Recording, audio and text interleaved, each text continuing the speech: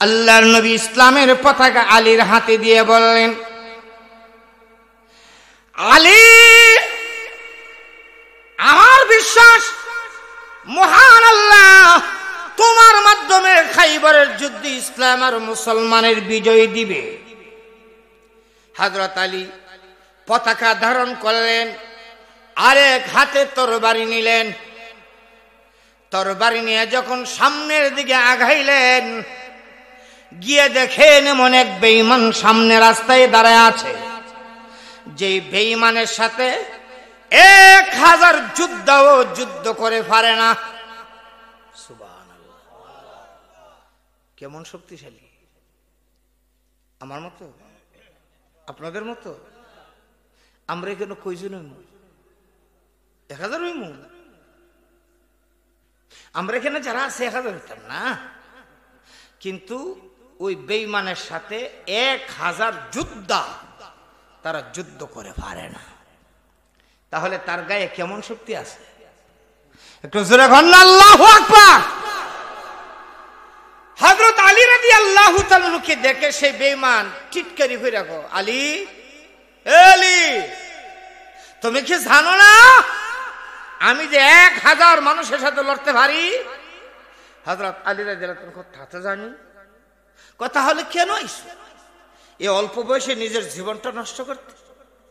রে আলী, তোমার বাবার সঙ্গে আমার সুসম্পর্ক ছিল, সেই সুবাদে তুমি আমার ভাতিজা। আমি চাই না তোমার রক্তে আমার হাতটা লাল হোক। যাও, চলে যাও, আমি সুযোগ দিলাম। আচ্ছা, কি মনে করেন? আমি বোঝার জন্য বলতেছি, আল্লাহ না করুক, সবাই বলেন আমিন। মনে করেন আপনাদের এলাকায় 2 পার্টি 2 গ্রুপে মারামারি লাগছে। এখন দলের টানে একটা সুজাইল্লা, একটা সুজা বুঝেননি, বেকল, মায়ের সের বুঝে না, মায়ের সের করেও না, তাকে ডাকা। কিন্তু দলের টানে লোক বাড়াবে লাগে, হেরো আনছে। একটা লাড়িলে এমন লোকের সামনে গিয়া ভরছে, যেই লোকে 100 জনের দৌড় তুলে। আচ্ছা, এমন লাইটাল নাই অনেক এলাকাত, এমন লাইটাল অনেক এলাকাত নাই। একজনই 100 জনের দৌড়া, এমন মানুষ আছে না নাই বাংলাদেশে? এমন লোকের সামনে যখন করছে, সেও জানে এটা বেকল, জীবন মার করছে না, এটা এসে গেলি গা। সে কয়ে, সলমতি তুই সুদকে লেগে বেক করলে, যা, তোর বাইরে আমার কোনো লাভ আছে যা। আচ্ছা, এমন সুযোগ যদি দে, 100 জন যার সাথে পারে না তার সামনে ভরার পরে সে যখন যা তোরে সারিয়ে দিলাম, যা, এই সুযোগ পাওয়ার পরে কিন্তু লাড়ি লেখারি থাকবো, যাইব আর বাপ ডাকবো, কবে তুই আমার বাপ লাগস। এই সুযোগটা দিদিস, নাইলে তো বাইরে আমার বর্ত তুলে গেল। কথা হয় না। কিন্তু হযরত আলী রাদিয়াল্লাহু তাআলার সামনে যে লোকটা দাঁড়িয়ে আছে, তার সাথে 1000 মানুষ পারে না। সে আলী রাদিয়াল্লাহু তাআলাকে দেখে, আলী, তোমার বাপের সাথে আমার সম্পর্ক ভালো আছে, সেই সুবাদে তুমি আমার ভাতিজা। আমি চাই না তোমার শরীরে রক্ত দিয়ে আমার হাতটা লাল হোক, যাও, তোমার আমি মারতে চাই না। আলী রাদিয়াল্লাহু তাআলা উত্তর দিছে, আমি যে যাইবার লাগে আইছি না। ঘুমাই গেছেন গা, ঘুমাই গেছেন গা। সকলের জবান খুলে বলেন আল্লাহু আকবার। আলী রাদিয়াল্লাহু তাআলা উত্তর দিছে, আমি যে যাইবার লাগে আইছি না, আমি তো বিজয় নিতে আসছি। আল্লাহ রাসূল বলেছেন, আমার মাধ্যমে খাইবরের যুদ্ধ বিজয় হবে, আমি বিজয় নেওয়ার জন্য আসছি। জবান খুলে বলেন আল্লাহু আকবার। আলী রাদিয়াল্লাহু তাআলার মুখে এই কথা শুনে সে তাল পাতার সিফায়, ফেরো বাত নাই, ফিডো কাপড় নাই, আবার বলে বিজয়ের স্বপ্ন দেখে। আচ্ছা, ঠিক আছে, বিজয় যদি নিতে চাও তরবারি চালাও। হযরত আলী রাদিয়াল্লাহু তাআলা জবাব দিলেন, মুসলমান অন্যায়ভাবে কাহারও উপর আক্রমণ করতে জানে না। আর আসতে নাহলে বাড়ির মহিলারা শুনে লেবা, একটু জোরে বলেন। মুসলমান অন্যায়ভাবে কাহার উপর আক্রমণ করতে জানে না। ওই আলীর কণ্ঠে কণ্ঠ মিলে আমরা বলতে পারি, এই দেশের কওমি মাদ্রাসার কোন আলেম, কোন ছাত্র বোমা করবে দূরের কথা, জানে শোনে একটা পিপিলিকা কেউ মারতে পারে না, পারে না, পারে না। কিন্তু এক শ্রেণীর নাস্তিক আছে যারা আলেমরে দেখলে সহ্য করতে পারে না, তাদের শরীরে খালি সুফলা। আলেম দেখলে কো মোল্লা যা করতেছে, আলেম দেখলে সহ্য করতে পারে না। আমি বলবো শোনেন, আলেম এই জাতির দুশ্মন নয়, বরং আলেম হলো এই জাতির জন্য এই আঙ্গুলের মতো। কোন আঙ্গুল? কোন আঙ্গুল? আপনাদের খানাই দেশি আঙ্গুল দেখাইলে ঝগড়া বাড়ে না কমে? হ্যাঁ, যদিও মুখে মুখে তর্ক করে যাইতে গেছেন, যদি এটা দেখাইলা কব বান্দিনীর ফুলা বুইরা আঙ্গুল দেখাচ্ছ তুমি, শেখাইলাই মুখ কথা হয় না। পাশে যদি বাঁচতে গেল করে সেদাইলে, কিন্তু আঙ্গুল, এই আঙ্গুল না থাকলে সাইটের কোনো দাম নাই। এটা না থাকলে সাইটের কি নাই? হাতের আঙ্গুল কয়টা? 5টা আঙ্গুল মিললে একটা সমাজ, কিন্তু এই আঙ্গুলটা সাইজও মিল নাই, এই সাইটটার সাথে বাড়িও দূরে কথা হয় না। কিন্তু এই সাইটটা মোটামুটি সাইজে কি আছে? মিল আছে। তবে সাইটটার কোনো একটা যদি না থাকে চলা যাবে না করে, এই সাইটটার কোনো একটা না থাকলে চলা যাবে নি। এটা নাই, এমনেম না আছে চলা যেত না, এমনেম না আছে চলা যাবে নি, এমনেম না আছে, এমনেম না আছে। কিন্তু এটা যদি না থাকে, সাইটটা আছে খাড়া চামচ কথা হয় না। এইটা না থাকলে এই সাইটটার দাম আছে নি, এটা খাড়া দাম। যেভাবে আঙ্গুল না থাকলে বাকি 4 আঙ্গুল চালানো, যেই সমাজে আলেম নাই ওই সমাজ এটা মুসলমানের সমাজ হতে পারে না। কিন্তু কিছু নাস্তিক আছে, আলেম দেখলে খালি শরীরে চলে, আছে না নাই? হযরত আলী রাদিয়াল্লাহু তাআলা বললেন, তুমি আগে আক্রমণ করো, আমি প্রতিরোধ করব, তারপরে বদলা নেব। 1000 পুরুষ যার সাথে পারে না, তার শরীরে শক্তি রেখে সে তরবারি ধরছে আলী রাদিয়াল্লাহু তাআলার মাথা বরাবর। আলী রাদিয়াল্লাহু হাতে ছিল ঢাল, ধরে দিল, তরবারি ভরে ঢালটা কেটে 2 টুকরা হয়ে গেল। তরবারিটা আলীর মাথায় ভরে সামান্য আঘাত লাগছে, এই শেষ। যদি সজাগ থাকেন মুখটা খুলে আওয়াজ করে বলবেন, এখন ফালাকার। সবাই সজাগ না, বুঝালাইছি। এখন ফালাকার জোর, এখন ফালাকার। আলী রাদিয়াল্লাহু তাআলা বললেন, আবার সামলাইও, আল্লাহর ভাগের আক্রমণ যে কত শক্ত। এই কথা বলে আলী রাদিয়াল্লাহু তাআলা তরবারি উঠাইলেন। আল্লাহু আকবার বলে যখন তরবারি দিয়ে আঘাত করলেন, ওই বেঈমান ঢাল ধরল, ডাল কেটে 2 টুকরো হলো। তরবারি সেই বেঈমানের মাথায় পড়ে ঠিক মাঝখান দিয়ে 2 ভাগে বিভক্ত করে আলীর তরবারি মাটি পর্যন্ত স্পর্শ করেছে। 1000 পুরুষ যার সাথে পারে না, শেষ। যুদ্ধ শেষ, কথা হয় না।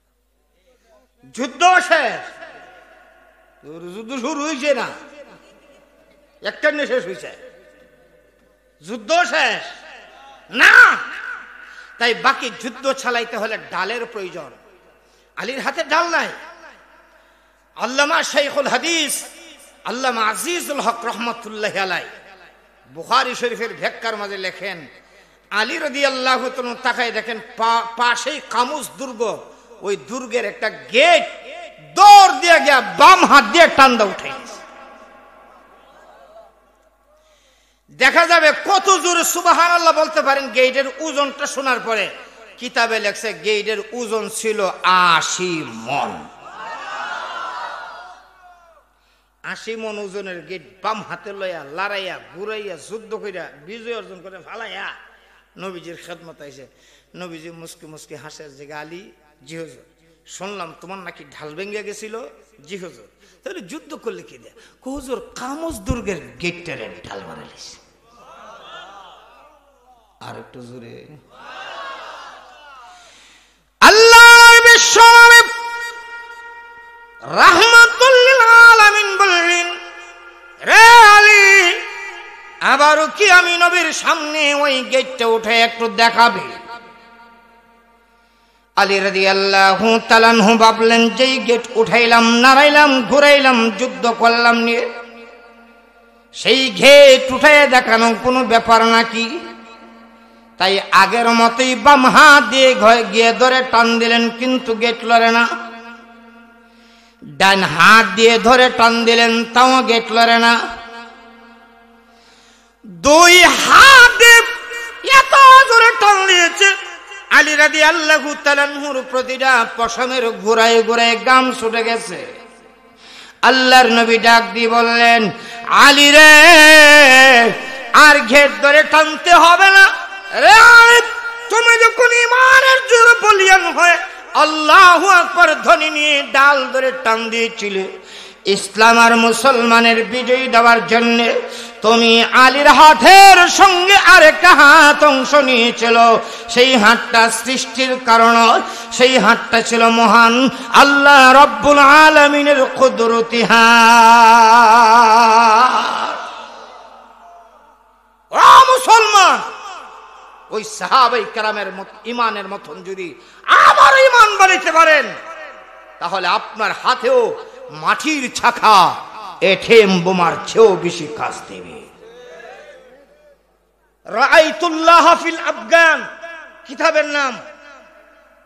সেই কিতাবে লেখে, রাশিয়া আর আফগানিস্তান যখন যুদ্ধ হয়, তখন আফগানিস্তানের এক মুজাহিদ, এখন তো মুজাহিদ নাম রাখলে অসুবিধা, আফগানিস্তানের এক মুজাহিদ হযরত হাফেজ কোরআন আব্দুর রহমান রাশিয়ার লাল কুত্তা বাচ্চাদের হাতে ধরা পড়ে গেল, গ্রেফতার হয়ে গেল।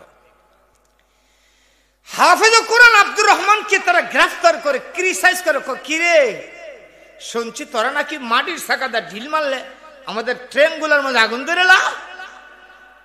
হাফেজ কোরআন আব্দুর রহমান বললেন, হ্যাঁ ঠিকই শুনেছ। আল্লাহু আকবার বলবেন না? ওই রাশিয়ার সৈনিকরা ক্রিটিসাইজ করে বলল, তাহলে দেখাও তো দেখি, আমাদের ট্রেনগুলি সারিবদ্ধ আছে, একটা ঢিল মেরে দেখাও।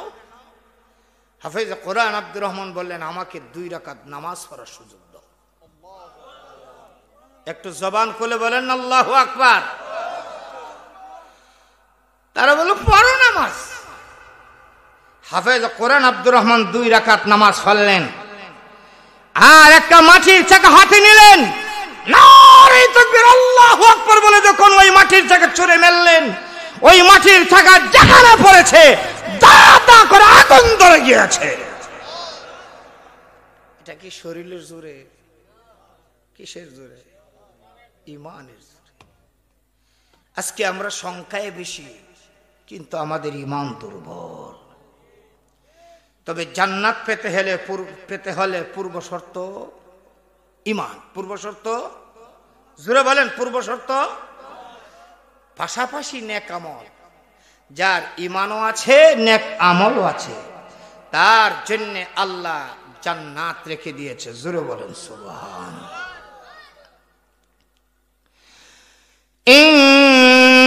ইন্নাল্লাযীনা আমানু ওয়া আমিলুস সালিহাত লাহুম জান্নাতুন নাঈম।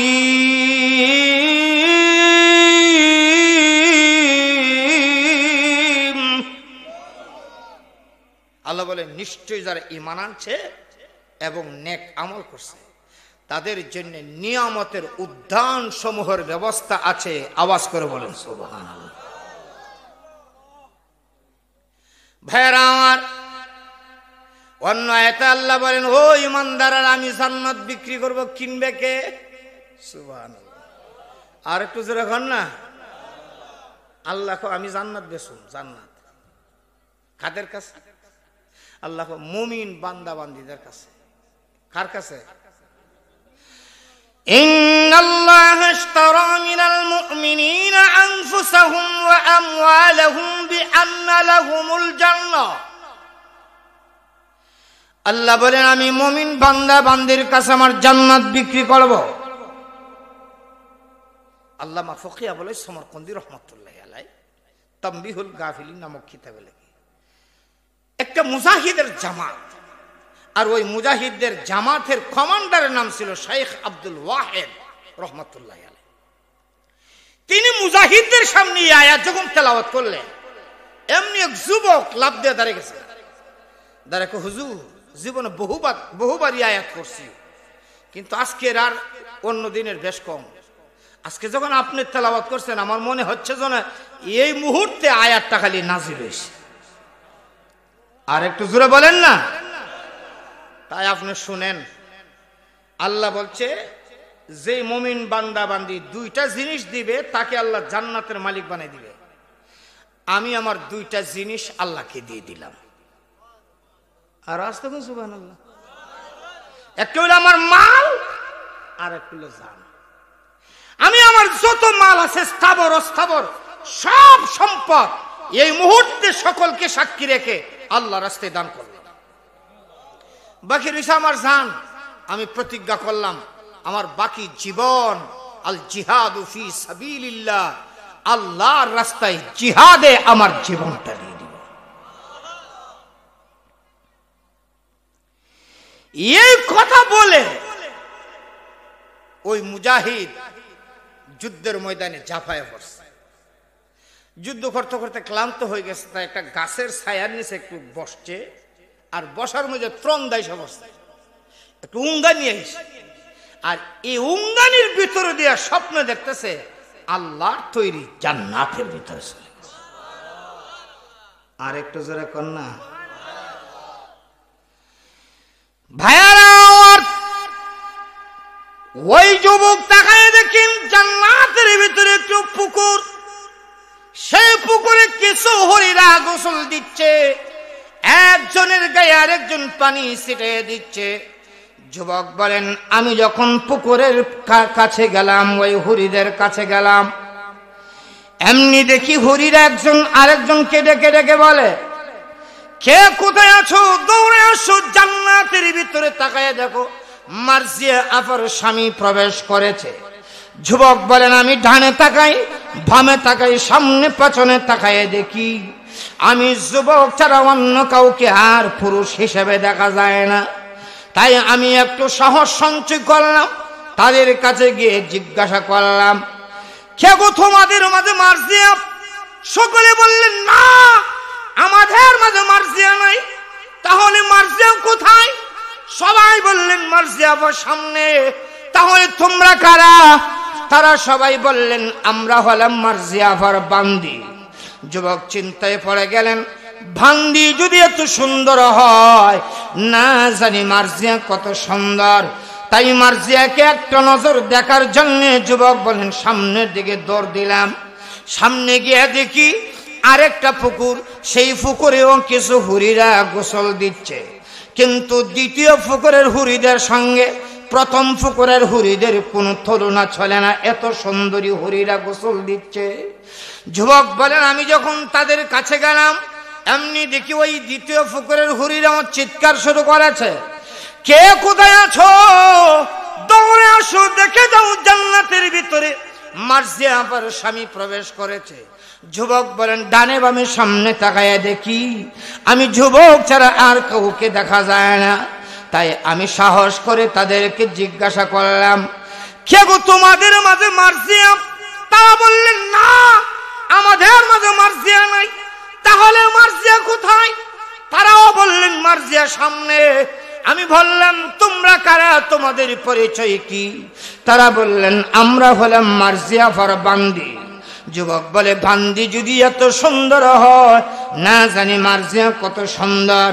দৌড় দিলাম সামনে দিকে, দৌড় দিয়ে গিয়ে দেখি জান্নাতের ভিতরে একটা গেট সাজানো। ওই গেটের গোড়ায় একজন জান্নাতি হুরি সিকিউরিটি গার্ড দাঁড়ায় আছেন। যুবক বলেন আমি কি জিজ্ঞাসা করলাম, হাল আংটি মার্জিয়া, তুমি কি মার্জিয়া? এমনি ওই হুরি মাতালারা দিলেন আর মুখে বললেন লা লা, না আমি মার্জিয়া না। যুবক বললেন তুমি কে? ওই হুরিও বলল আমিও মার্জিয়া ভার বান্দি। যুবক বলেন আমি জিজ্ঞাসা করলাম কোথায় তোদের মার্জিয়া? হে জান্নাতের হুরিরাম, তোমাদের মার্জিয়া কোথায়? ওই জান্নাতের গেটের দারোয়ান সিকিউরিটি গার্ড ওই হুরি ডাক দিয়ে বললেন ওই হুজরার ভিতরে মার্জিয়া আপনার জন্য অপেক্ষায় আছে। যুবক বলেন আমি কি যাইতে পারি? ওই গেটের দারোয়ান সিকিউরিটি গার্ড বলেন হ্যাঁ আপনার জন্য গেট সাজানো, যান।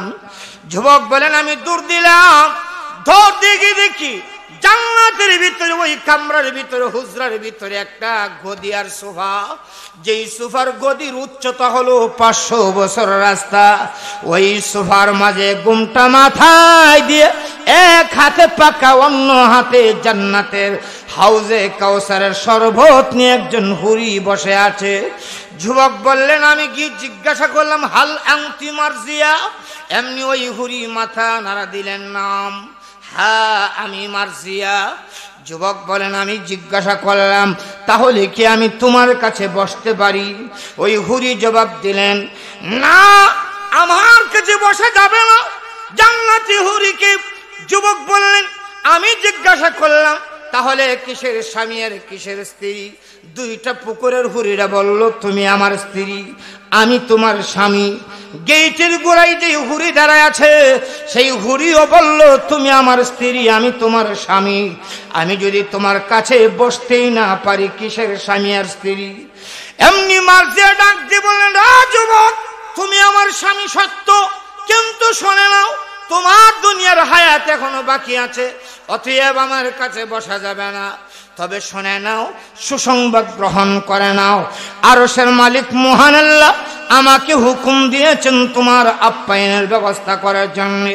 আল্লাহ বলেছেন দুনিয়াতে তুমি রোজা রেখেছো কিন্তু ইফতার দুনিয়াতে হবে না। জান্নাতে শরবত নিয়ে বসে আছি তোমাকে ইফতার করানোর জন্যে। এতটুক দেখিয়া যুবকের ঘুম ভেঙে আছে। ওই যে তরবারি খামের ভিতরে ঘুরিতেছেন টান দা বাইর কইরিয়া লই একটা দৌড় মারছে, 8 লাখ মারছে মার্জিয়া। আল্লাহু আকবার হন না। একটা জোয়ান ছেলে যদি একটা মেয়ের নাম ধরে দৌড়া ডাকে তাহলে মানুষকে হয়তো ভাগল লেগেছে গা, নাহলে ফেমা ফিরে আছে, কথা হয় না। রাবি বলেন আমি সামনে গিয়ে দাঁড়ালাম, দাঁড়াও, কোথায় যাচ্ছ? মার্জিয়াকে। যুবক বলেন আমার রাস্তা ছেড়ে দাও, আমি স্বপ্নে দেখেছি আমার জান্নাতের মার্জিয়ার সঙ্গে আমার বিয়ে হয়ে গেছে। আল্লাহু আকবার জোরে বল না। রাবি বলেন আমি তার পিছনে পিছনে ছুটলাম, তাকায় দেখি ওই যুবক দুশমনের বেষ্টনের ভিতরে ঢুকে পড়ল। তুমুল যুদ্ধ শুরু হয়ে গেল। দুশমনের তরবারির আঘাতে যুবক আহত হয়ে জমিনে পড়ে ছটফট ছটফট করতেছে। রাবি বলেন সূর্যটাও ডুবে ডুবে। রাবি বলেন আমি একবার সূর্যের দিকে তাকাই, আবার ওই যুবকের দিকে তাকাই। রাবি বলেন আল্লাহর কসম কি বলি, সূর্য আগে অস্তে গেল না, যুবকের দেহ থেকে প্রাণ আগে বের হলো, কোনটা আগে হয়ে গেল আমি বুঝতে পারি না। আল্লাহু আকবার জোরে বলবেন।